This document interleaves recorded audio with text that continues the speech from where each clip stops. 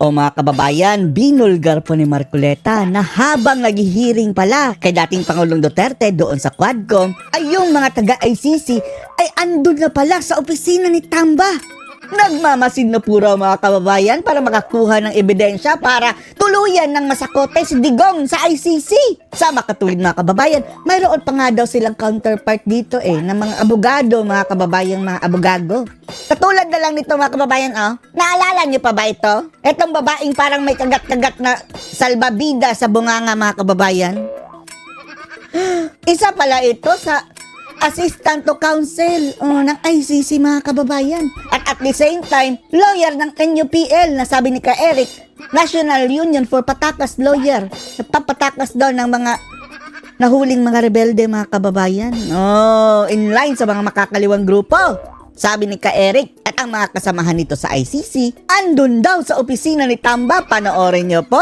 Habang ginaganap pala yung Quadcom na yan, Quadcom, kung may quack doctor mga kababayan, mayroon din quack committee. yung mga operatives ng ng ICC. Nasa opisina daw po ICC ni Majority. Ni Majority Leader at saka Nandun sa opisina ni Speaker. ni Speaker. Binusog na rin ba ni Tamba? Grabe si Tamba no, nag-birthday mga kababayan. Ang laki ng tarpaulin. Isang buong skyscraper talaga mga kababayan. At nag-party-party habang binabayo ng bagyo ang ating mga kababayan. Smiya. Oo. At sila pa nga yung iba raw na nagbibigay ng mga kung paano itatanong. Ngayon, kung tingnan nyo itong ating mga mambabatas, mga mambubutas mga kababayan. nandito sila, kung nandito sila, nakita nila, nalantad sa kanila ang kakulangan ng due process. Correct. Ginawa nilang reference yung Matubato mga kababayan, sila Kanyas, na hindi naman nagpunta doon. Mga statement nila na hindi sworn statement mga kababayan, hindi binding. Pinatulan ng Quadcom. At kung itong ICC maniniwala dito sa mga bulok na Quadcom, ay kasing bulok din sila nito. Sama-sama tayong bubulok muli. Ganyan pa man mga kababayan. Ganyan pala, mga liberal At kung tatanggapin nila yung transcript na ginawa, na ngayon pa lang sasabihin ko na mga inutil din sila. Inutil. Ay, Paano mo tatanggapin ang isang proseso na walang depensa walang kadepensa, pinagtatanong mo, pero siya wala siyang karapatang magtanong doon sa mga taong nag-a-accuse sa kanya. Correct. Ito basic ito Sa lahat ng panig ng daigdig, maliban lang siguro sa mga bansang komunista siguro. Pero habang ang isang bansa ay demokratiko, hindi niya papayagan yung ganong klaseng pagdinig. Kaya kung ibibigay nila, Parehong mga bulok na kababayan. timbawa, At tatanggapin. ngayon pa pinagtatawanan ko na yung ICC. So pag-usapan natin ng ICC. Julak! Kasi nandun yung Nery Colmenares. Anong connection naman at pat nandun yun? Bakit Nagpunta si Nery Colmenares doon mga kababayan. Hindi na yan congressman, natalo yung bayan nila na party list. Buti nga.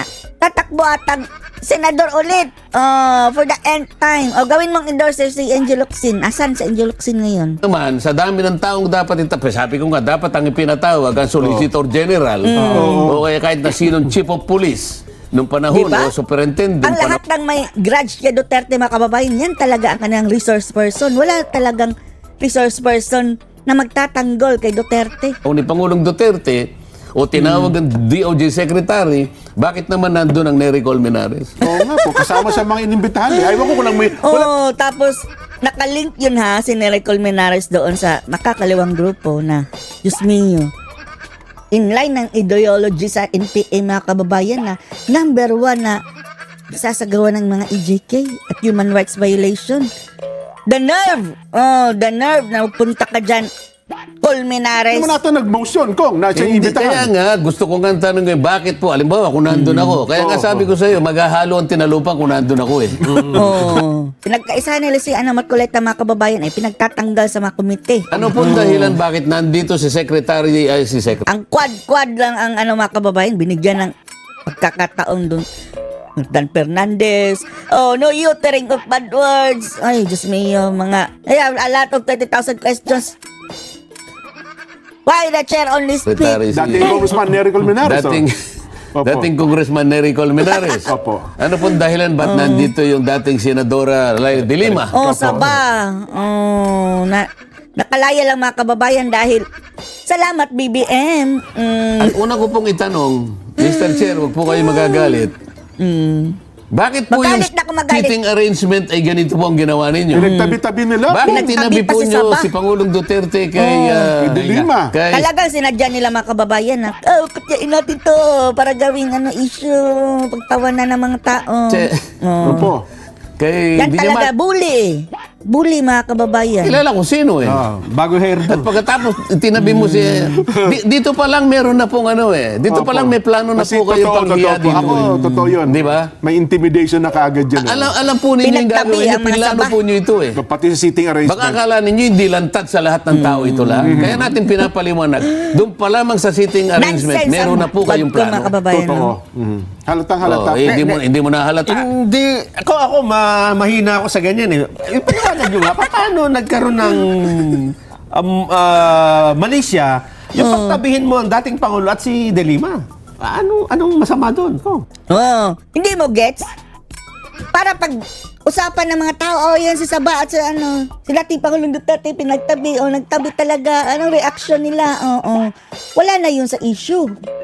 Talagang sinadya mga kababayan, sa dami ba naman ang imbitado doon? Sila talaga ang magkatabi. At nagsalita si Saba, kinagabihan na. Nalanta na nga eh. Eh, magkaawa yung dalawa eh. Mortal Sa enemy. totoo lang, sa korte, hindi pinagtatay. Magkahiwalay talaga yan. Talagang hiwalay yun Pwede eh. bang- Kaya nga yung nasa left side yung... Saksakan. Muntika na nga mga kababayan, di ba? Si Trillanes, malapit ng kay Digong. Muntika nang nabato ng Isa microphone. nasa right side yung... Dito pinagtatay. Tapos sabi ni Doris Begonia, parang bata. Ang gaspang ng ugali. Bastos. Sabi ni Timo eh. Doris. Ay, Totoo. meron kang plano eh. Para Mali talagang siya. pagalitin ko sino man. Well, ang dating Pangulong Eh, Duterte. paano kung halimbawa, yung talagang paano kung hinablig? Mahamon. Iniiwasan nga ng korte yung ganun eh. Tama. Di ba nung isa... Tapos, alam naman natin mga kababayan na si Dilima, ang galit na galit talaga kay Digong. Si Digong, bahala ka dyan Dilima. Paano kung may kutsilyo si Dilima? At saksakin si dating Pangulong Duterte sa liig. Paano na yan? Tabla-tabla na eh. Yan ang kanilang mga kababayan. Do not underestimate the grudge of a person. Nung isang araw, dinidiscuss natin yung kung gaanong klaseng neutrality ang Opo, dapat na opo. i-demonstrate ng isang hukom. The cold neutrality The or cold impartial neutrality. judge. Yeah. Kaya nga doon pa lang sa setup, Hindi kasi hukom na, hindi nga. Google lang nga ang reference sa mga ungas mga kababayan. doon ka. Go, doon ka. Hindi pwedeng maglapit yan. Bakit dito pinagtabi mo? So, ang tanong ko, Mr. Chair, bakit niyo po pinagtanong? Tapos sa kabilang banda, si Trillanes, magkakatabi talaga sila.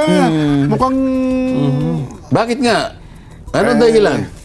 ako sa O tingin hindi ko... ba meron silang gustong palabasin? Opo, may mga Correct. intimidation tsaka talagang gusto nilang...